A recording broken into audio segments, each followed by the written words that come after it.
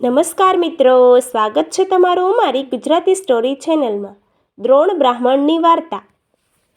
એક નગરમાં દ્રોણ નામનો બ્રાહ્મણ રહેતો હતો. તે ઘણો ગરીબ હતો. રોજ માગી માગીને તે તેનું પેટીયું રળતો હતો. યજમાનો તરફથી મળતા વસ્ત્રો, ચંદન, અત્તર, ઘરેણાં વગેરેથી તે રોજ બની ઠણીને રહેતો હતો.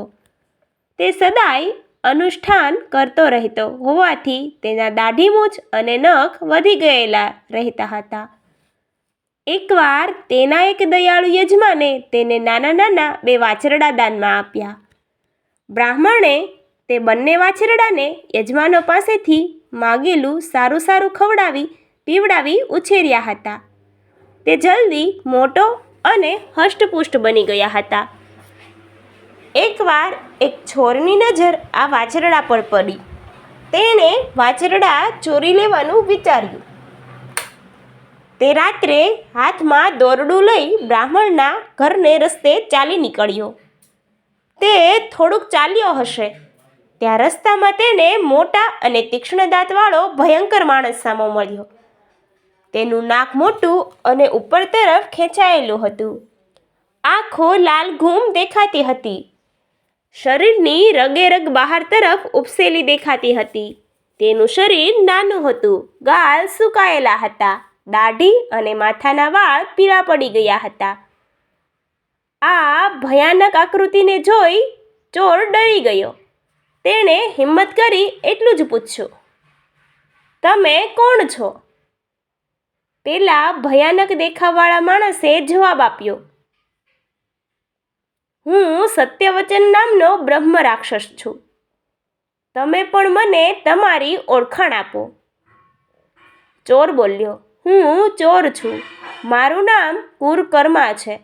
અત્યારે હું એક દ્રોણ નામના ગરીબ બ્રાહ્મણના 2 વાછરડાની ચોરી કરવા જઈ રહ્યો છું." બ્રહ્મ રાક્ષસને ચોરની વાત સાચી લાગી. તેણે કહ્યું, "ભાઈ, હું 6 દિવસે માત્ર એક જ વાર ભોજન કરું છું. માટે હું પણ આજે તે બ્રાહ્મણનું ભક્ષણ કરીશ. આપણું બંનેનું લક્ષ્ય એક જ છે ને? જોગાનું જોગ છે."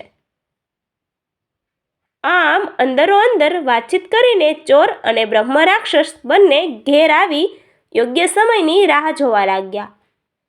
બ્રાહ્મણ જ્યારે સૂઈ ગયો ત્યારે બ્રહ્મ રાક્ષસ તેને ખાઈ જવા આગળ વધ્યો. તેને એમ કરતો જોઈ ચોરે કહ્યું, "ભાઈ, આ ઠીક નથી. હું 2 વાછરડાને ચોરી લઈ અહીંથી ચાલ્યો જાઉં, પછી તમે તેને ખાઈ જજો." બ્રહ્મ રાક્ષસે કહ્યું, "અને જો તેમ કરતાં વાછરડાના અવાજથી બ્રાહ્મણ જાગી જાય તો મારી સઘળી મહેનત પાણીમાં જાય." ચોરે કહ્યું, "અને તમે બ્રાહ્મણને ખાઈ જાઓ તે પહેલાં કોઈ વિઘ્ન આવી પડે તો હું પણ વાછરડાની ચોરી નહીં કરી શકું.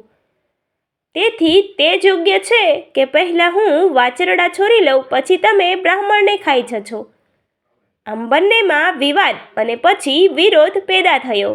બંને વચ્ચે થયેલા ઉગ્ર વિવાદથી બ્રાહ્મણની ઊંઘ ઉડી ગઈ. તે જાગી ગયો. તેને જાગી ગયેલો જોઈ ચોરે કહ્યું, "હે બ્રહ્મ દેવતા, આ બ્રહ્મ રાક્ષસ તમને ખાઈ જવા આવ્યો છે." સાંભળી બ્રહ્મ રાક્ષસે કહ્યું, "હે બ્રહ્મ દેવતા, આ ચોર છે. તમારા બંને વાછરડા ઉપર તેની નજર બગાડી છે. તેમને ચોરી જવા તે અહીં આવ્યો છે." બંનેની વાતો સાંભળી બ્રાહ્મણ ખાટલામાંથી બેઠો થઈ ગયો. તેણે તેના ઈષ્ટ દેવતાનું સ્મરણ કર્યું, જેથી બ્રહ્મ રાક્ષસનો મોક્ષ થાય.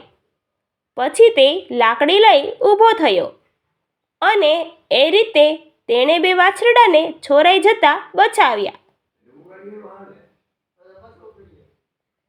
તેથી મેં કહ્યું હતું કે પરસ્પર વિવાદ કરનાર શત્રુ પણ તેમના કલ્યાણના સાધક હોય છે, વગેરે. તેની આ વાત સાંભળ્યા પછી અરિમર્દને તેના 5મા મંત્રી પ્રાકરવર્ણને પૂછ્યું, "આ બાબતમાં તમારી શી સલાહ છે?" પ્રાકરવર્ણે કહ્યું, "દેવ, તેને મારવો તો ના જ જોઈએ. કદાચ તેના બચી જવાથી એવું પણ બને કે પરસ્પર સ્નેહ વધવાથી આપણે સુખેથી સમય વિતાવી શકીએ, કારણ કે કહ્યું છે કે પ્રાણીઓ એકબીજાના રહસ્યને સાચવતા નથી, તેઓ દરમાં અને પેટની અંદર રહેતા સાપની જેમ નાશ પામે છે. Thank you.